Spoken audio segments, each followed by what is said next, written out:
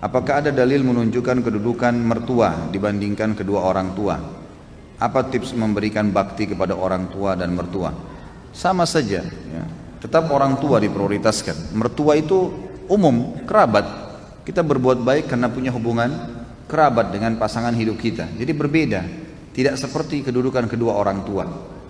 Jadi kalau mertua meminta sesuatu misalnya, dan kita memang merasa ada sesuatu yang mendesak yang lain, kita masih bisa minta maaf, nggak ada masalah, nggak berdosa itu. Sama dengan umumnya kerabat kita. Tapi kalau orang tua nggak bisa nolak jadi dosa, nggak bisa. Karena berbakti pada mereka adalah sebuah kewajiban dan ini tidak berlaku pada mertua.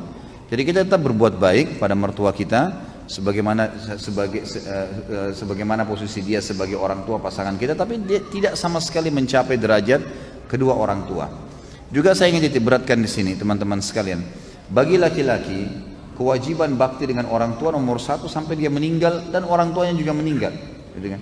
Artinya kalau orang tuanya meninggal lebih dulu tetap dia wajib bakti, kalaupun ya orang tuanya masih hidup tetap dia harus lakukan sampai dia meninggal, ya, sampai dianya meninggal dia lakukan kebaktian-kebaktian.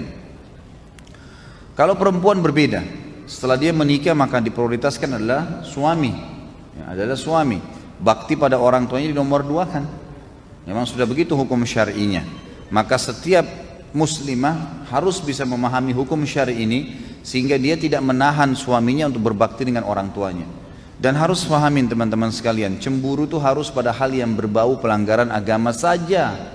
Titik, nggak lebih daripada itu. Jadi tidak benar kalau seorang wanita cemburu dengan mertua perempuannya, cemburu dengan iparnya, saudari daripada suaminya, itu nggak boleh. Pada tantenya suaminya, ya itu bukan tempatnya untuk cemburu di situ. Atau kadang-kadang yang cemburu dengan anaknya sendiri, ini nggak boleh. Jadi dia harus prioritaskan, ya, dia harus bagaimana mendukung agar suaminya tetap berbakti pada orang tuanya. Begitu pula dengan suami, kata para ulama, mestinya dia bisa memberikan peluang kepada istrinya untuk tetap berbakti walaupun dia boleh memprioritaskan dirinya.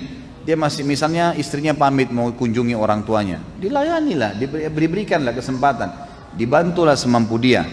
Kalau dia punya hajat mendesak, dia boleh bahasakan, tolong selesaikan ini dulu baru kemudian kamu boleh ke orang tua kamu, itu nggak ada masalah. Tapi harus difahamin poin di sini yang sering terjadi adalah istri menjadi penyebab suaminya tidak berbakti pada orang tuanya. Bahkan ada yang tidak pernah lagi ya mengunjungi orang tuanya hanya karena istrinya selalu mendesak dia, mengatakan tidak ada waktu buat saya saja, apalagi harus ke ibumu, apalagi harus ke ayahmu dan seterusnya. Ini tidak boleh. Atau merasa cemberut, tidak senang kalau mertuanya datang. Bagaimana Ustaz?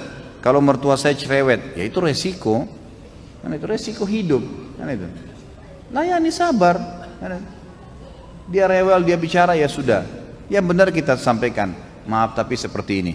Ya, kita jelasin apa adanya dan sabar. Ada orang dicoba di mertuanya, ada orang dicoba di orang tuanya, ada orang dicoba di saudaranya, ada orang dicoba di anaknya, ada yang dicoba di pasangan hidupnya. Dia bersabar, ya, dia bersabar lalui itu. Allah SWT menilai semua dengan pahala insya Allah.